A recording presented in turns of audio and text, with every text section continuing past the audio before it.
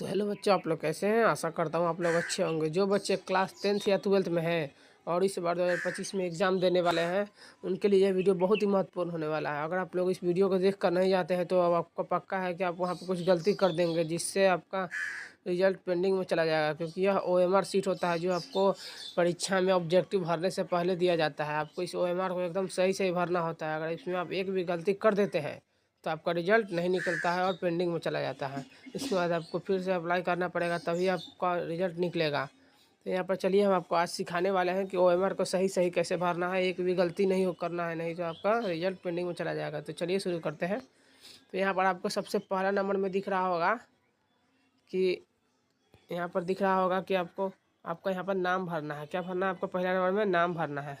यहाँ पर दिख रहा है, वो भी बड़े अक्षरों में, छोटे अक्षर में नहीं। आपको कैपिटल लेटर में सभी लिखना है, एक भी गलत नहीं लिखना है। चलिए हम आपको एक और लिख के दिखा देते हैं। हमें कैपिटल लेटर, मान लीजिए हम कोई नाम ले लेते हैं। आप एक नाम लिख दे रहे हैं अमर। आपको इसी प्रकार आपको सभी अक्षर बड़े अक्षर लेटर में लिखना है। आपको हो गया, यहाँ पर सभी कैपिटल लेटर में लिखना है। उसके बाद हमारा 2 नंबर दिख रहा है कि BACB यूनिक ID आपको लिखना है। मतलब ये है जो आपका एडमिट कार्ड मिला है ना, उसमें आपको लिखा रहेगा BACB यूनिक ID। आपको उसको देखकर यहाँ पर सभी में भर देना है, एकदम सही सही। एक भी गलत अक्षर नहीं भरना है, इसे आराम से भरना है। इसके लिए आपको 15 मिनट का समय दिया जाता है, इसलिए पूरे OMR को भरने के लिए। इसलिए आपको डरने की बात नहीं है, आपको आराम से भरना है। आपका यहाँ पर 3 नंबर में आपको क्या भरना है कि आपको तारीख भरना है। जिस तारीख को आपको जैसा एग्ज़ाम दे रहे हैं उसी का केवल डेट भरना है और कोई नहीं, नहीं तो आपका रिजल्ट पेंडिंग में चला जाएगा। आपका 4 नंबर में यहाँ पर दिख रहा होगा कि पाली यानी शिफ्ट भरना। आपको प्रथम शिफ्ट में है या फिर सेकंड शिफ्ट में है, आपको ये देखकर भरना है। एकदम केवल उसमें टिक मार देना है, बस छोड़ देना है। उसके बाद 5 नंबर में आपको क्या करना है कि आपको विषय का नाम लिखना है। कौन से विषय का आपका एग्ज़ाम है, हिस्ट्री है या पॉलिटिकल है, आपको उस सबको लिख देना है। यहाँ पर कोई ज़रूरी नहीं है कि बड़ा ही लिखें, यहाँ पर आप स्मॉल और दोनों मिलाकर लिख सकते हैं लेटर। जब मान लीजिए मेरा हिस्ट्री है तो हम यहाँ पे हिस्ट्री लिख देते हैं। उसके बाद यहाँ पर 6 नंबर में आपको क्या लिखना है। 6 नंबर में आपको दिख रहा होगा, लिखा है विषय कोड। विषय कोड क्या है? तो विषय कोड है ना, जो आपको एग्ज़ाम देने जाएंगे तो आपको जो क्वेश्चन पेपर मिलेगा ना, उसके ऊपर में लिखा रहता है विषय कोड, जो कि 305, 320, 327 ऐसे करके कुछ रहेगा। तो आपको यहाँ पर वही लिख देना। देखिए मैं लिख देता हूँ 305 है मेरा विषय कोड, वैसे ही आपको भी लिख देना है। आपको क्वेश्चन पेपर में से देख के लिखना है, उससे ज़्यादा कोई सोचने वाली बात नहीं है। उसके बाद 7 नंबर में क्या लिखना है, तो 7 नंबर में आपको क्या लिखना है कि आप अगर वार्षिक परीक्षा दे रहे हैं, मतलब आपको पहले बार परीक्षा दे रहे हैं इसका, या फिर आप एक बार दे चुके हैं और किसी सब्जेक्ट में आपका मार्क्स कम आया है तो आप फिर से कंपार्टमेंटल का एग्ज़ाम दे रहे हैं। तो हम तो वार्षिक दे रहे हैं, इसलिए हमको वार्षिक में मारना है। कंपार्टमेंटल वाले वो मारेंगे जो पिछली बार फेल हो गए थे। इसलिए आप पहली बार दे रहे हैं तो आपको वार्षिक में टिक लगा के आ जाना है और कुछ नहीं करना है। उसके बाद यहाँ पर 8 नंबर में सवाल में लिखा है प्रश्न पत्र सेट कोड। ये क्या है? तो 8 नंबर में आपको प्रश्न पत्र सेट कोड दिख रहा है। ये आपको जो भी प्रश्न पत्र मिला है यानी क्वेश्चन पेपर मिला है ना, उस पर आपको 10 अंक का एक कोड रहेगा। उसको आपको देख कर यहाँ पर एकदम सही सही अक्षर भरना है। अगर इसको गलत कर देते हैं तो फिर आपका नंबर पेंडिंग में चला जाएगा, इसलिए आपको सही से भरना है। उसके बाद 9 नंबर में क्या लिखना है कि परीक्षा केंद्र का नाम। आपका एडमिट कार्ड रहेगा, एडमिट कार्ड में आपको देख लेना है परीक्षा केंद्र का क्या नाम है। क्योंकि आप बाहर तो जा नहीं पाएंगे जो कि आप देख पाएंगे बाहर से, इसलिए आपको आपका परीक्षा केंद्र का नाम उसी में से देख के लिखना है। एडमिट कार्ड से एकदम सही सही जो भी लिखा रहेगा वो सभी इसमें भर देना है। उसके बाद 9 नंबर सवाल है हमारा। 9 नंबर हो गया है। 10 नंबर सवाल है परीक्षार्थी का पूर्ण हस्ताक्षर। आपको यहाँ पर अपना पूर्ण नाम लिखना है। इसमें आप छोटे और बड़े अक्षर दोनों मिलाकर लिख सकते हैं, जिसके मैं यहाँ पर आपको लिख के दिखा दे रहा हूँ।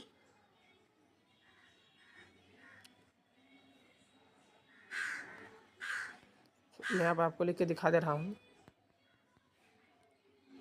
फिर से आपको पूरा हस्ताक्षर करना है। जैसे कि मैं लिखता हूँ AMAR अमर कुमार, आपको लिख देना अमर कुमार। हो गया। यहाँ पर 11 नंबर में आपको क्या लिखना है कि यहाँ पर लिखना है वीक्षक का पूर्ण हस्ताक्षर। तो यहाँ पर आपको कुछ नहीं करना है। 11 नंबर में आपको कुछ नहीं करना है। ये है जो पेपर चेक करेगा ना OMR, उसके लिए है ये हम लोगों को यहाँ पर कुछ नहीं करना है। इसलिए 11 नंबर को छोड़ के आपको आगे बढ़ जाना है सीधे। तो 11 नंबर हो गया है। तो आपको बढ़ते हैं 12 नंबर में क्या भरना है। तो यहाँ पर 12 नंबर कहाँ दिया हुआ है? 11 नंबर के बाद 12 नंबर कहाँ है? यहाँ पर 12 नंबर में यहाँ दिख रहा होगा आपको एक बॉक्स की तरह बना है, यहाँ पर लिखा हुआ है रोल कोड। यहाँ पर आपको रोल कोड दिख रहा होगा भरने के लिए। तो यहाँ पर आपको क्या करना है ना, यहाँ पर देखिए सबसे पहले तो आपको रोल कोड लिखना है, मतलब आपका एडमिट कार्ड होगा उसमें आपका लिखा रहेगा रोल कोड। उस रोल कोड को आपको इसमें भर देना है, पहले अंक के रूप में भरना है। पहले मान लीजिए मेरा 11-0-30 होगा तो हम यहाँ पर भर देंगे इसमें पहले। उसके बाद आपको क्या करना है, यह सबसे महत्वपूर्ण है, इसको आपको देखना है एकदम 100%। तो इसमें आपको क्या करना है, पहले यहाँ पर अंक भर देना है। जैसे कि हम आपको भर के दिखला भी देते हैं एक बार, जैसे कि बड़ा करके देख लेते हैं। यहाँ पर आपको क्या भरना है, मैं यहाँ पर कुछ भी भर देता हूँ, जैसे कि 11-0-30 यहाँ पर एक है। यहाँ पर आपको पहले ऐसे भर देना आपका स्कूल कोड, उसी को रोल कोड भी कहा जाता है यहाँ पर। उसके बाद आपको यहाँ पर एक है तो आपको एक को पूरा गोल से भर देना है। याद रखना है आपको कि जब भी OMR भरे तो ये लाल या ब्लू पेन का ही इस्तेमाल करें, किसी अन्य पेन का इस्तेमाल नहीं किया जा सकता है, नहीं तो आपका पेपर पेंडिंग में चला जाएगा। उसके बाद एक में आपको पूरा लाल कर देना है, ये मतलब भर देना है। उसके बाद फिर से एक आया है तो फिर से एक में आपको पूरा भर देना है एकदम। याद रखिएगा कि गोला के बाहर नहीं निकलना चाहिए, मेरे से तो निकल गया लेकिन आपको से नहीं निकलना चाहिए।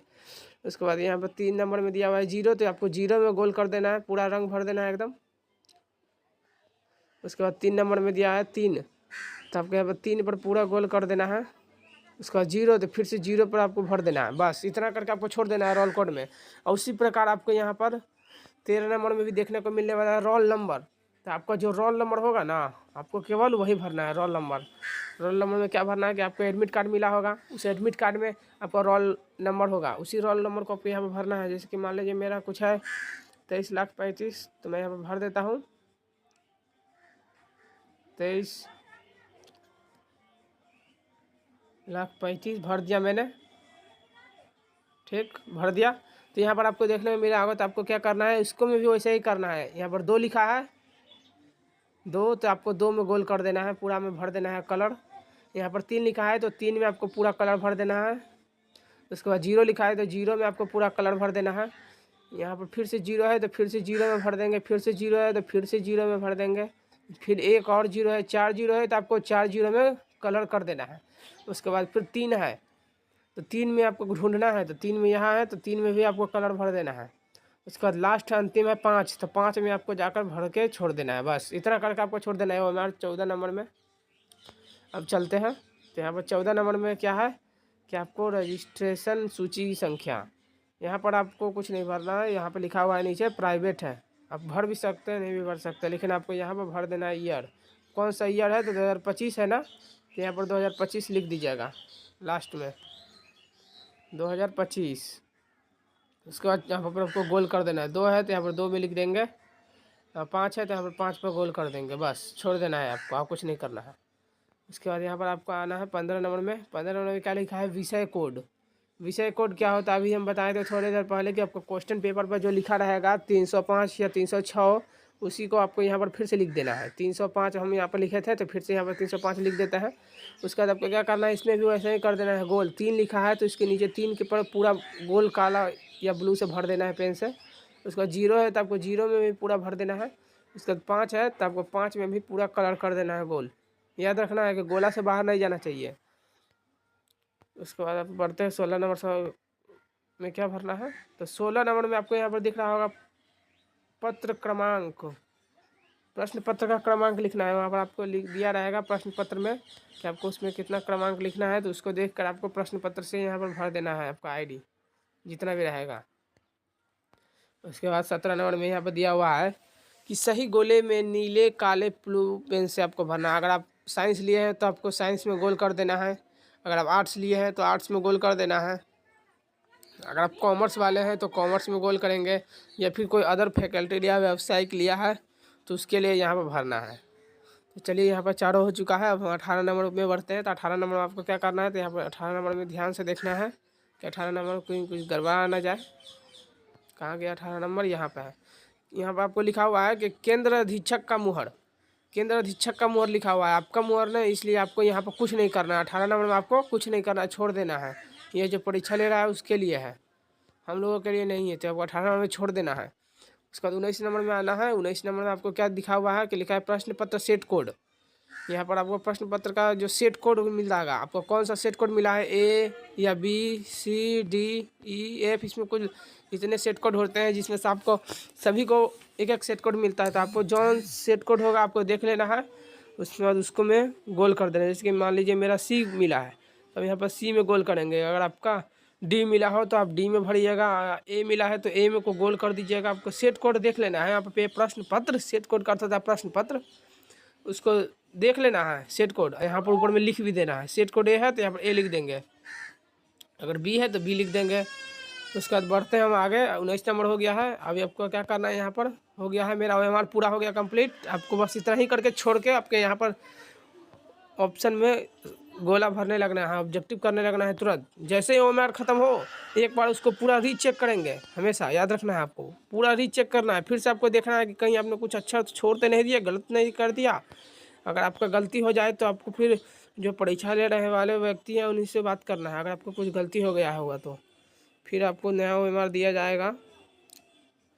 तो चलिए हम वीडियो को समाप्त करते हैं। आपको यही इन्फॉर्मेशन देना था। उसके बाद आपको ऑब्जेक्टिव सही कर देना है। चलिए ठीक है, धन्यवाद। आप लोग अच्छे से परीक्षा एग्ज़ाम दीजिए और अच्छे मार्क्स लेकर आइए। आप नए हैं तो हमारे चैनल को सब्सक्राइब कर दीजिए।